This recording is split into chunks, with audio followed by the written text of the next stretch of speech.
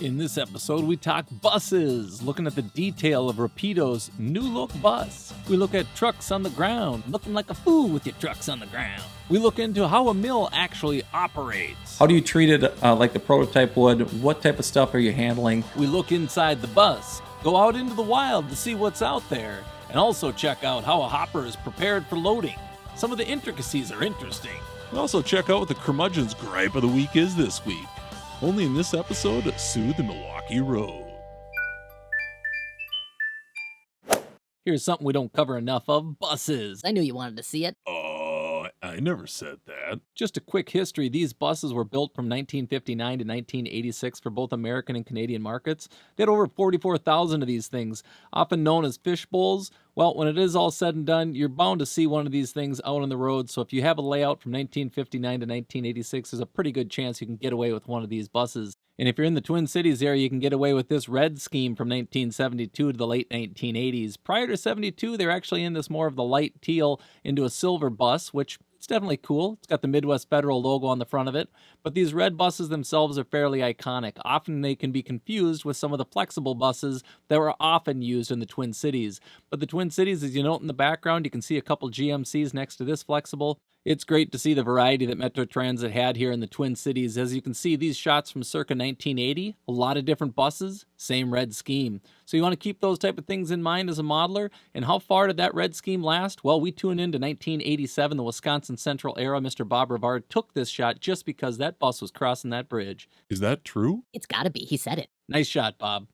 Here's something you might not know a whole lot about. Buses. The Metro Transit does not cover the whole Twin Cities area. The bus service in the suburbs was being cut back in the early 1980s, and suburb-to-suburb service was limited. In 1986, the cities and counties in the 7-county metropolitan area were given the option to run their own bus services and leave the MTC system. Do you know what percentage of the MTC covers the Metro Twin Cities? Is it A, 68%, B, 76.5%, C, 82.5%, or D, 100%?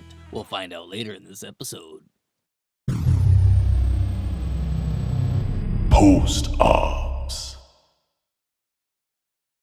So what do we do now after we're done operating? Look at JMRI. 45 seconds for JMRI. All right, looking at JMRI, turning the system over. Once we've completed the operations, what do we do next? I come in here and actually move that train that those guys had ran, and I move it until I hit terminate.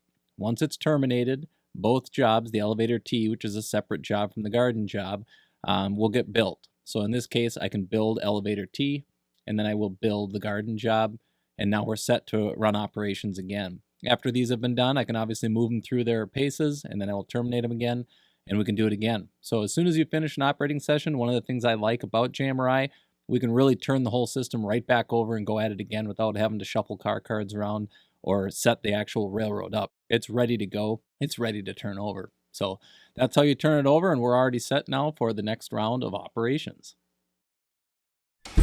Let's take a look at Rapido's GMC New Look MTC bus. All right, we're going to take a look at this bus in a little bit more detail, but first, before we do, the only place you can get one of the Metro Transit ones is through Carrera Designs, and you go through sales at carreradesignsmn.com.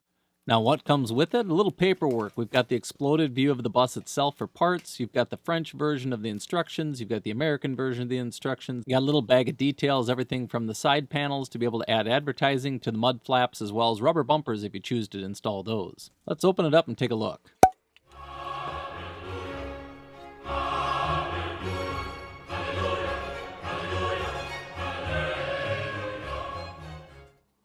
Just a wave of my stick, and to finish the trick, bippity, boppity, boo.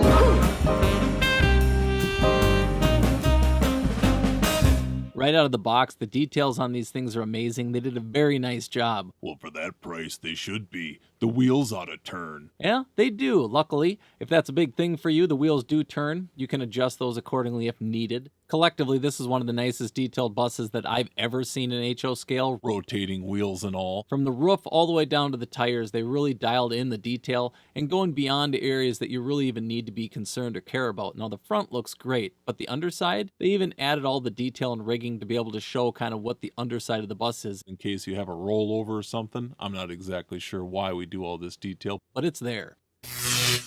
With this being a deluxe version of the bus, it does have the light bar up above to be able to have LEDs that illuminate the interior, which can be turned on and off using the wand, and powered up simply using 9 to 12 volts. I simply hooked it up to a 9-volt battery for demonstration purposes, but to see a little bit better, let's see with the lights out.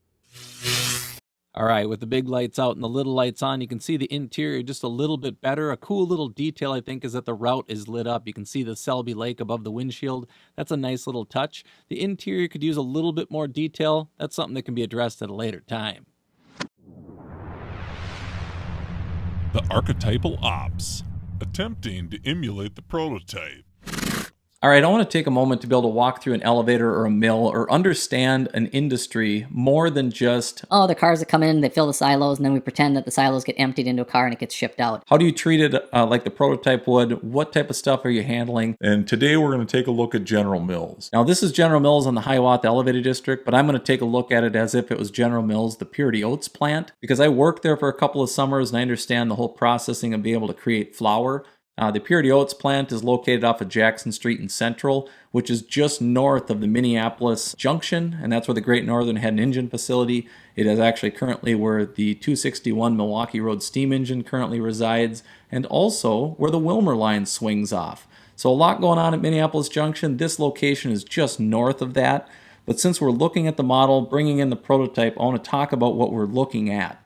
These are going to be our silos, and just for the sake of this story, we're going to talk about silos, head house. We're going to call these gray ones basically the cleaning house, and then this is going to be where the flour operator is.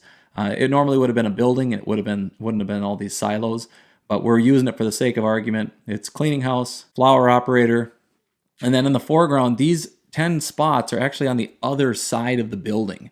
So this is the shed tracks. And if you've ever seen shots of General Mills and you've seen the big white building, if you were viewing it from the main, pretend those two tracks are the main, and you're looking back at this part of the building, this is where the flour cars are handled. And if you looked further down and saw the red part of the building, that's where material handling cars were being held and getting loaded.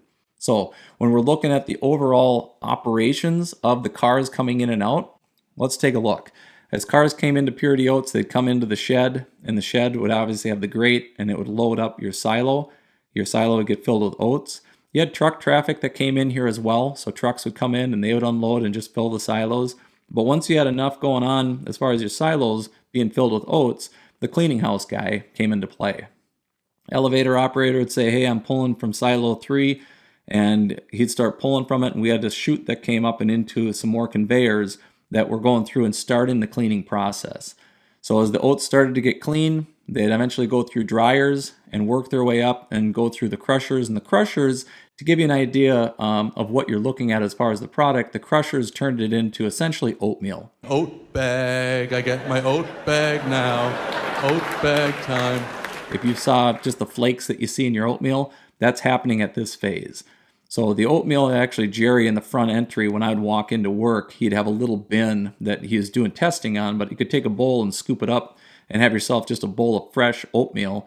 And it was pretty good. It was fantastic. I'm not going to lie. Well, after having it for months on end, it started to get a little old because it tasted like the building smelled. So if you smell a container of oatmeal, you're going to know what General Mills smelled like inside. But moving on, we ended up going from the crushers, the oatmeal phase, to the actual sifting phase. And there were a bunch of sifters that sat and shook little fine screens until you got your fine flour on the bottom. And now there's byproduct that came out of there, and that was called bran. The bran material a lot of times would get packaged up and sent out, and that went into basically your kids' cereals, your Lucky Charms, any of the kids' cereals that General Mills was making, they would put bran into it. So that was coming from the oat process. Now it would go into the flour process, and now this guy here, the flour operator, was looking at the consistency of the flour, the moisture content and everything like that. But the facility itself, Purity Oats, was making 50% of the flour for Kix and Cheerios.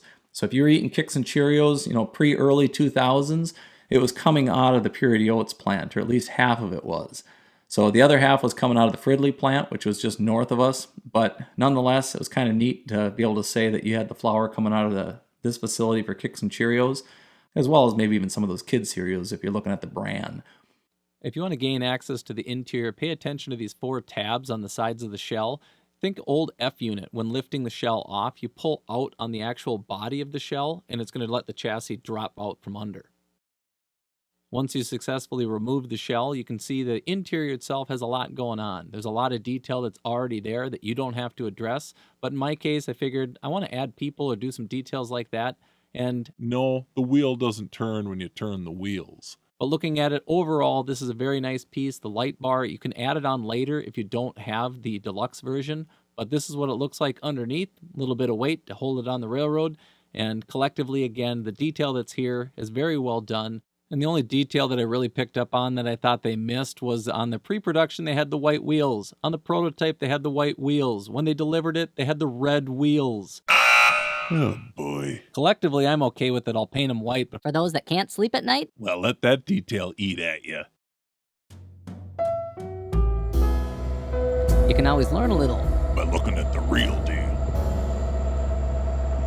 you never know what you'll find out in the wild. Here I ran across a pair of former Santa Fe GP60Ms. They were sitting in Osseo, Minnesota. This job is normally running up to Osseo and back or up to Albertville and back, but nonetheless, it's cool to see some of that old Santa Fe power, even though it's all painted up new.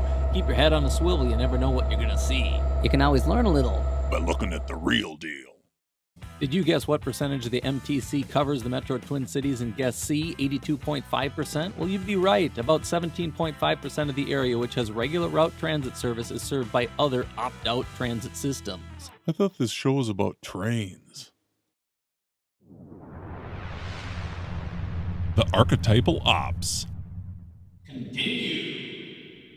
All right, moving on. Actually talking about these 10 spots being on the other side of the building. A lot of byproduct came out, and it came out of the cleaning house operator. It was the hulls of the oats. That byproduct got blown into these cars.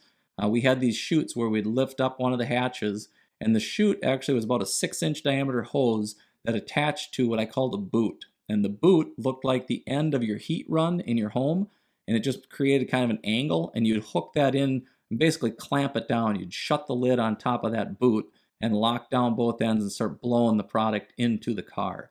It would take approximately 8 to 10 hours to be able to fully fill a car. 10 hours or 12 hours if things were a little slow, 8 hours if they were really cranking it up and moving, but On average, 10 hours to fill a full freight car. The byproduct that was in here ended up being shipped off to the U of M. We did have a couple of trucks. There were 3 trailers that sat outside. And if we weren't blown into a rail car, we blew into those trailers, and those trailers were to run down to the U of M. They were being used for heat. That's what was happening with the hulls. Or anything that we swept up on the floor, like I says, ends up in these cars that got blown into them and then hauled off. Oh, here's a 10-second tip. Do you have a car that finds itself on the ground often? Well, make sure you clean your bolster. You get it clean, I end up putting a little graphite on it, as well as just making sure the truck swings freely to eradicate the issue. Now moving on to the cleaning process, getting ready for flour loading. I mentioned these wash racks. The wash racks themselves are us just walking out onto the car, and Kelly, the car cleaner, would show up in the morning. We'd open up the hatches, take some box fans and blow down into the car, and then open up the other hatches and put some box fans blowing up, creating a wind cycle that was able to help dry the car out. But with the ladder that was dropped in, we'd climb down in there, and it looked like a broom that had a t-shirt wrapped around it, and we'd sweep the walls to make sure that they were dry and clean of any residue. Once they were cleaned and ready, that was done in the wash rack phase. That's what the wash rack was. We were washing the interior of the cars to be able to get them cleaned to be ready for the food product. Once they got to this point, we had chutes that were hanging down that we could hook onto the top of the car. So we'd open a hatch, hook the chute onto it, and then we'd open a couple hatches and put socks on there. And those socks allowed for air to breathe out, but not let the flour go flying. We'd load the car, both ends. Once the car was loaded, I would go around and seal them. I'd close it, spin the spinners shut, and then I would hook a seal on there and write down the seal number and match it with the car number. So that car then was ready to go out.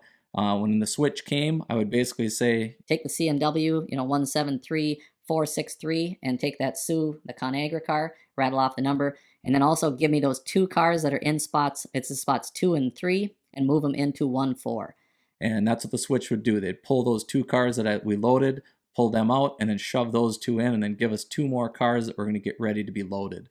So that's kind of the steps as far as your operations are concerned. The process of flour, those cars eventually worked their way to the facility to make the Kix and Cheerios. So it's kind of cool to be able to see cars that came in, the material handling, your flour spots, and your end product. So that's a look at a little bit of the elevator and a mill. And how General Mills Purity Oats processed flour for Kix and Cheerios. Alright, here's Curmudgeon coming at you about the gripe of the week. The gripe of the week this week is handling other people's freight cars. I'm telling you right now, you don't want to touch them and grab them and be old manhandling it, getting your old greasy old meat hands on it. I'm telling you right now, you want to make sure that you're gentle, be sure you're careful, and don't think that you can just handle anybody's locomotive, especially a steam engine. That thing comes derailed and you squeeze those old drivers. Next thing you know, the old engine's not running so well, and you're like, oh, this is weird, this engine's not running so great. Well, you squeeze the drivers. That's on you. I'm telling you right now, don't touch it. And that's a Curmudgeon's gripe of the week. Oh, this is weird. This engine's not running so great. Well, you squeeze the drivers. That's on you.